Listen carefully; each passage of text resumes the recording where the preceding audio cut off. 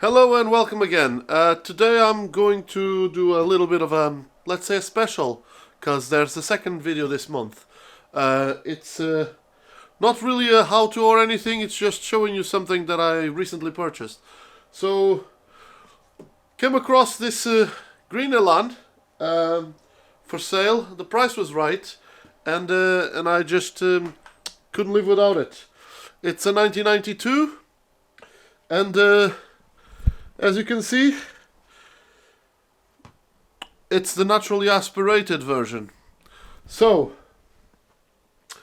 yeah, it needs a bit of work, obviously, and we'll just go through that. So, well, one of the things is that most or all of the seals are completely shot, as you can see. So you can see that the top seals, yeah, all ruined. And then when that one comes in, it's actually going in the car instead of following outside. What else? Let me see. Yeah, from the other side, it's pretty much the same story, but the rear seal seems to be okay. This seal here seems to be okay, but the other two also completely shot, and then the bottom seal again completely shot again. It's just a shame that the camera can't really get a good image of this. What else? Well, the car, when I bought it, started just fine. Drove it home. A couple of days later, tried to start it, and it would just crank, crank, crank, crank, crank, crank, crank. And, you know, after a minute, you could smell petrol, and it finally really started. So there is a bit of a difficult start issue, which I've resolved it by now, and I'm going to put a video explaining what I've done about it. Unfortunately, I can't show you the symptoms and fixing it at the same time, because I had to fix it to get the car moving and then do a video retrospectively. Oh yeah, before we go to the interior, two things to note. Need to get myself somehow an antenna sorted out for this. And a nice thing about it is the fact that it doesn't have the glass cover, so it will be... it's just one less thing to worry about. The paint is okay, it's acceptable. I mean, there's clearly, you know, bits that paint is fading and so on, as you would expect from a 30-year-old car. There's bits that need doing. The badge needs a bit of touch work. I have no idea how to fix this. But yeah, a new badge is £140, I think, which is just ridiculous. It's just robbery. So I will not be buying a new badge. I will either keep this as is or try to fix it up. And yeah, the interior. Let's get to the interior. The roof is just fine. Nothing wrong with the roof. So let's see what I can show you about the interior. So the interior is, in my opinion, in very, very good condition, considering it's a 30-year-old car. It just needs a little bit of a cleanup. So as you can see, there's a bit of moss growing over there. Just a matter of giving it a wipe. But the leather is in pretty good condition. It's better than the yellow one was when I first bought it. And one thing that this car has, which I'm not quite sure if I like it or not, it's the gear cables. This has the short shifter gear cables, and I'm struggling to get used to them. In fact, at this moment, I don't like them. I prefer the original. But maybe it's one of those things that grows in you, or maybe it's something's not quite right with it, because when you move the shifter, it doesn't go back to its resting position in the middle. You have to pull it to the middle. So there may be something there. I haven't looked up anything about it. I just drove it here.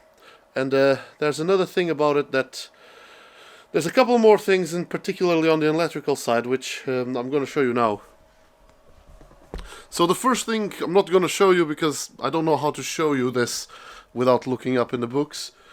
But the fellow that sold me the car told me that there is only one fuse to power up both headlamp pods. Now,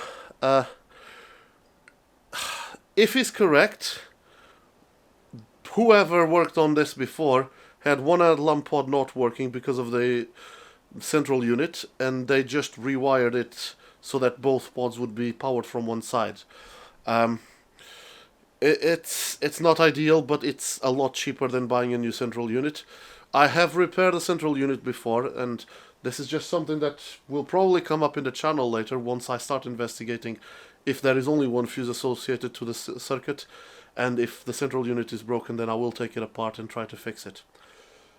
The other thing, again, related to the electric system.